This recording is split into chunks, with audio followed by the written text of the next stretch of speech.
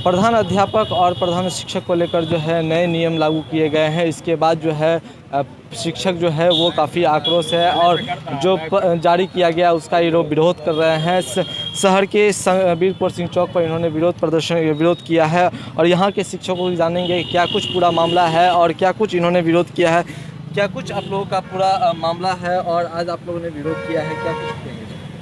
शिक्षक नियुक्ति नियमावली 2006 से लेकर 2015 तक जो स्नातक योग्यताधारी शिक्षक कार्यरत है, ऐसे ही शिक्षकों का प्रमोशन करके प्रधानाध्यापक के रिक्त पद को भरने का नियमावली में अंकित है। बाद सरकार ने उस नियमावली को शिथिल करते हुए 2021 नियमावली संशोधित करके प्रकाशन किए हैं, जो बीपीएससी के माध्यम से बहाल करेंगे।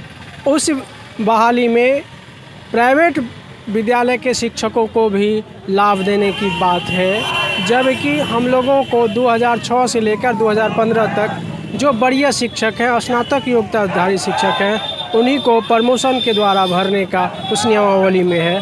आज 8 वर्ष कार्य पूर्ण होने के बाद उस लाभ के समय में उस नियमावली को शिथिल कर दिया गया है। इसको लेकर 2021 नियमावली का प्रतीक जलाया है।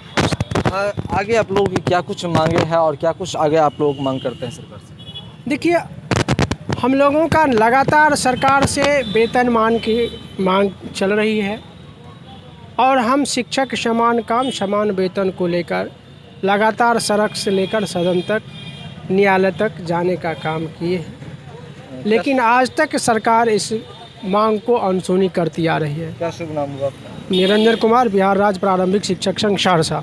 लगातार आप लोग पिछले बार भी विरोध प्रदर्शन किया था सरकार के खिलाफ और आज भी आप लोगों ने विरोध प्रदर्शन कर रहे हैं, क्या कुछ पूरे वाकया है, क्या कुछ मांगे? एक्चुअली अब हम सारे नियोजित शिक्षकों की ये नियति हो गई है कि आंदोलन हम लोगों की ज़िंदगी का एक अहम हिस्सा बन चुका है और ये पिछले 2003 से लगातार चलता आ रहा है और मुझे लगता है आने वाले दिनों में भी ये लगातार सतत चलता रहेगा, क्योंकि अब हम लोगों को भी इसकी आदत हो चुकी है और सरकार भी इसके आदी हो चुके हैं।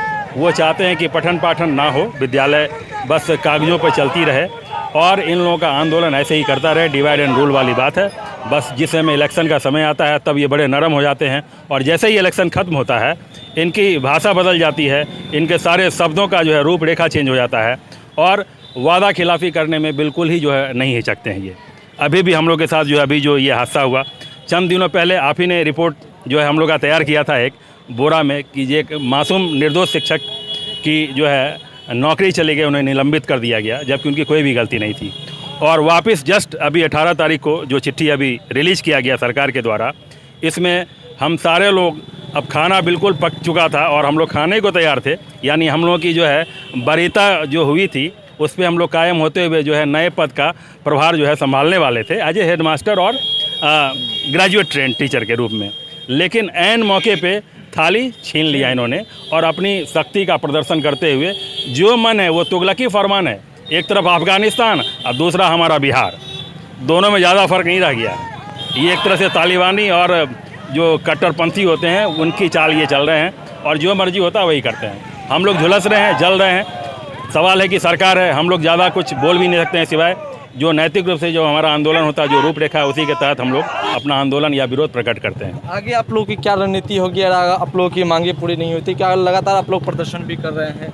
ये हम लोग की रणनीति कुछ नहीं है, बस हम लोग ये चाहते हैं कि बगैर किसी हो हंगामा के सरकार इस नियमावली को या तो रद्द करे या तो इसमें संशोधन करके नए संशोधित लेटर को रिलीज़ करे, जिसमें हम लोगों का जो पुराना वायदा था किया हुआ पिछले 15 सालों का, ये 2006 से नियमावली बनती आई है और 2006 से 20 तक बहुत सारी नियमावली बने और हर नियमावली में इस बात का जिक्र था कि हम लोगों को 8 साल के नौकरी के बाद या फिर ट्रेंड होने के 8 साल के बाद ग्रेजुएट ट्रेंड के रूप में जो है बहाली की जाएगी, यानी पदोन्नति होगी और उसके 4 साल के बाद हम लोगों को हेडमास्टर ग्रेड में प्रोन्नति देते हुए हम लोग को प्रभार दिया जाएगा विद्यालय का।